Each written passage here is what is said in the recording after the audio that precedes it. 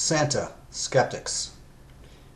Do you also question whether certain parts of the popular story about Santa may be imprecise?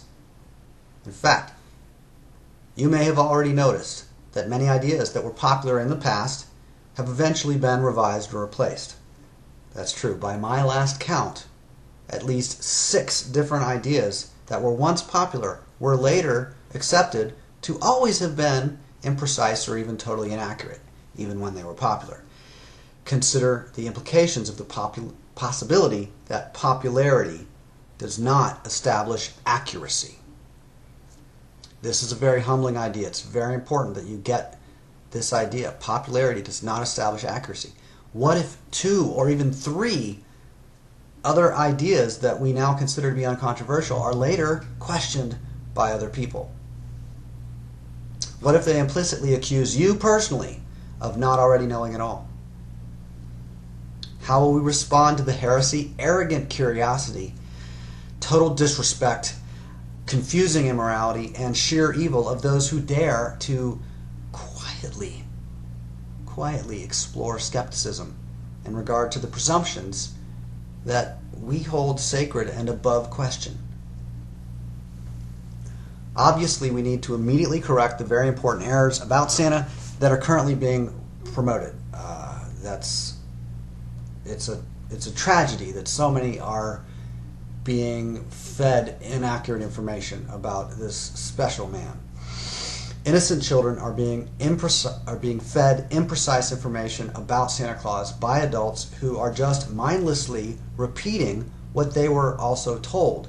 How negligent can you get, right? So these adults, however, cannot be blamed, of course, because they probably do not even know of their own errors. They may be totally sincere in regard to what they say about Santa. But what if sincerity does not establish accuracy? So there we have it. The popularity of the idea does not establish accuracy. The sincerity of a particular speaker or a group of people, their sincerity still does not establish accuracy. So, recently, no less than 3 of the details of the popular story about Santa have been called into question by over 500 Protestant archaeology professors. Now, none of these so-called professors have even questioned whether St. Nicholas lived at all until lately. Some of them questioned. They just put it right out there and said that they questioned whether St. Nicholas lived at all. And this is it's disturbing. It's sickening. It's really disgusting that these people have that little intelligence. So, believe it or not, I personally met him, St. Nicholas. It was a long time ago, but I remember it very clearly. I even have a picture of me sitting on his lap. It was a fond memory. So anyway, he absolutely is real. Furthermore, the exact gift that I requested that he give to me was delivered to my family home on Christmas Eve, only a few weeks after our picture was taken together. It was I loved that gift, and this was a really it was part of a very a stressful time in my life, but this was such a powerfully a spiritual experience here, and it was like a revelation of sorts. And so there he was, Santa Claus, and and then the gift. It's just infuriating that people don't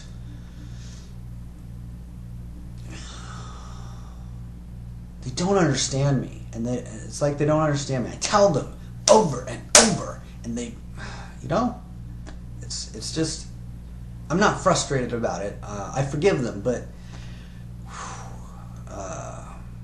if they do it again, anyway, so given that, in addition to the picture, which is enough evidence right there, in addition to the picture, I got the, I'm telling you, that I got the gift that I asked for, and I'd like to know how those naive Protestants can explain that. So, as I said, I am a Santa skeptic. I believe that certain details of the story have imprecision. There may have been some errors in the translation, maybe occasional misinterpretations. I saw 2 different cartoons about Santa, and they were not. They had some similar details in the order. They changed the order a little bit, and then they had a couple. One of them had Mrs. Claus, and one of them there was no reference to her at all. So. For people to question whether Mrs. Claus was a real historical figure, that's one thing. But to question whether St. Nicholas himself was a real historical figure, I have a picture with him. I have a picture with him. So, again, some people do have, some valid questions. People have asked me, did we have a chimney? No, we did not. Did we have a Christmas tree? No. Again, not even a plastic one. However, we did have some presents wrapped up in colorful paper, and one of those presents had a little tag. Oh, I used to be a grumpy person, and as I said, it was a challenging time in my life. I would love to tell you about it another time, but right now, get back to this, this one quick little story about that Christmas morning. I wake up and I go and I look under the dining room table, because there was no Christmas tree. So I look under the dining room table, and there was 4 presents, and one of them had this really colorful wrapping paper. It was like Christmas trees, and it was red, and the trees were green, but the rest of the paper, the background, was red, and I was so happy. I looked at the present, and there was a little tag, like a little tag and a bow, and my heart was beating so fast, and I read the little tag. I read it, and it said, "From Santa," and it was very clearly written in strangely familiar handwriting. I never figured that part out, but I understand that some people may be upset about what I've said, but already, as far as bringing into question some of these details, but if so, I apologize for your lack of maturity. The evidence is overwhelming that Santa is real. I got I got a picture with him. I got the present I asked for. It said "From Santa" on the tag. So no, I understand people have asked. Again, there are some valid questions. I had questions myself. Some people may be wondering, how did the presents get into the house if there was no chimney, leading into the house, right? No chimney at all in the house. And frankly, I don't know how to explain that yet. A congressional committee has been funded by the Committee to Preserve the Sanctity of Santa Claus, which is an affiliate of our group, in fact. And a congressional committee funded by that very reputable organization is researching the subject at this very hour to explain how did the presents get into the house and under the dining room table. What I do know is that the cookies that I personally set out for Santa, they were what do you call that? They were chocolate chip cookies. I love chocolate chip cookies, and that's what I want, and I love Santa, so I put them out for him, as an expression of my admiration for him, and because I had been good, and it had been hard, but I had been good. And so these chocolate chip cookies that I personally set out for Santa, well, they were eaten the very next morning, right? I go out to find the red box and everything from Santa, and I unwrapped it, and it was the thing I asked for. And then I also noticed that the cookies were gone. So how do I understand that people have a right to religious freedom. So, I understand that some people don't have the advantages that I had, and they're Protestant and whatever. But how do they explain that? How do they explain that? The cookies were eaten, chocolate chip cookies too. I sacrificed a lot by not eating those 2 cookies myself. When I actually, in fact, when I put them out on the table, when I put the plate of cookies onto the table, and I looked at them for like 3 minutes, and I was like, I could eat one of them. I mean, he's probably got a lot of cookies from other people. I'll just leave him one. And he's a fat guy. So I was tempted. I was. But I sacrificed. People don't appreciate, how much goes into not eating those cookies. So I did eat the other cookies, but the ones that I put onto the plate, I did not eat. I left them there. I personally didn't eat them. I personally put them there, and the next morning, no cookies. The evidence is overwhelming. I don't know what it is with the retarded Protestants, but they're like blind followers, and I don't know. I don't really associate with those kind of people, but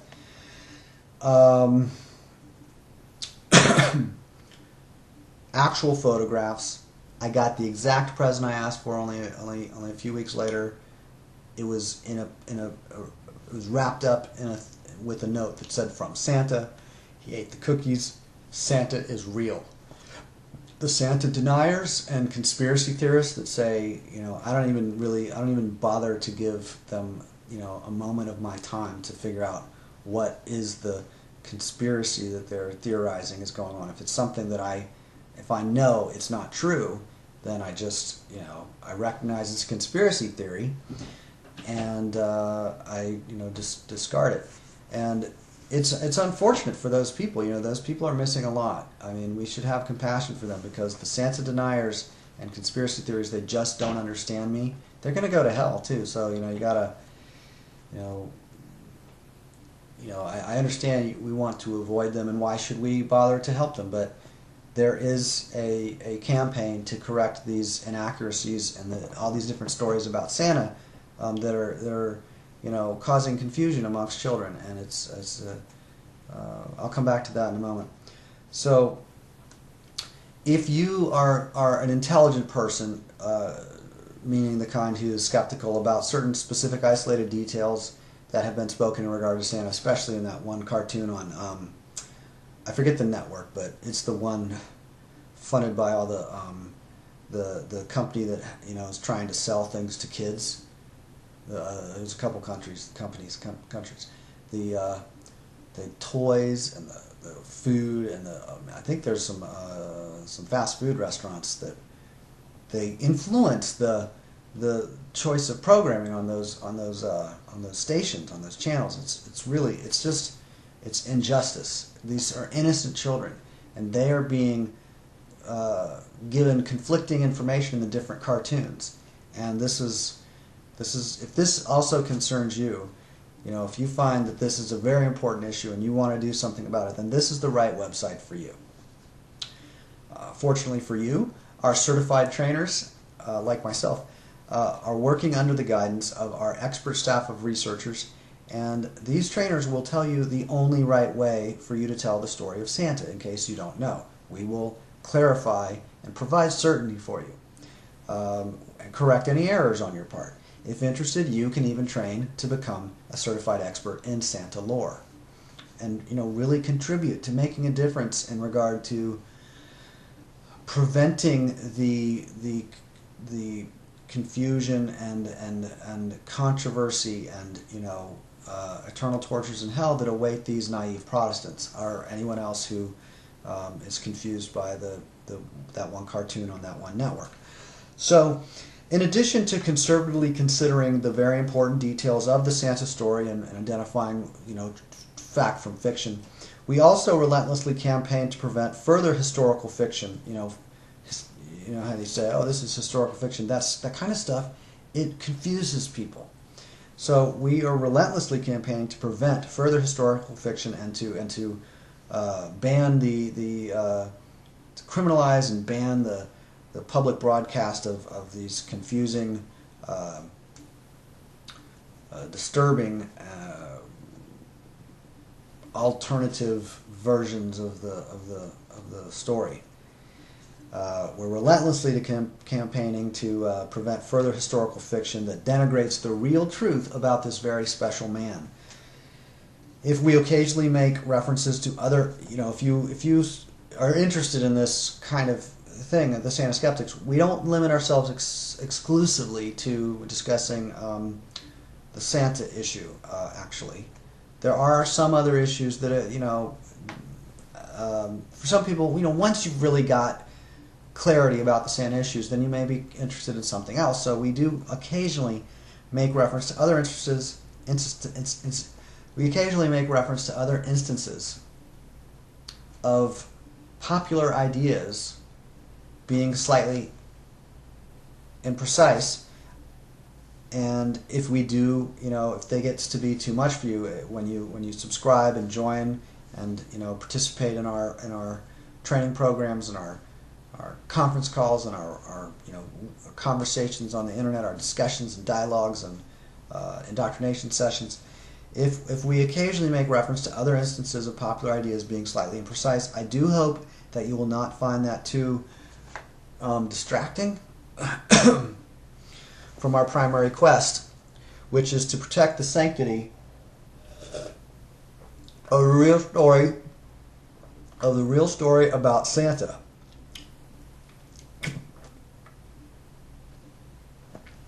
So, to protect the...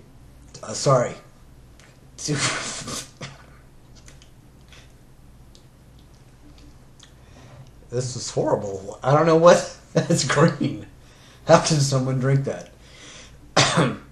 To escape the madness of mainstream mythology, click the link below to subscribe or join, or the link. Click the button or the link or whatever below to join the thing, and then you can learn how to tell the story right in regard to Santa, because it's very important.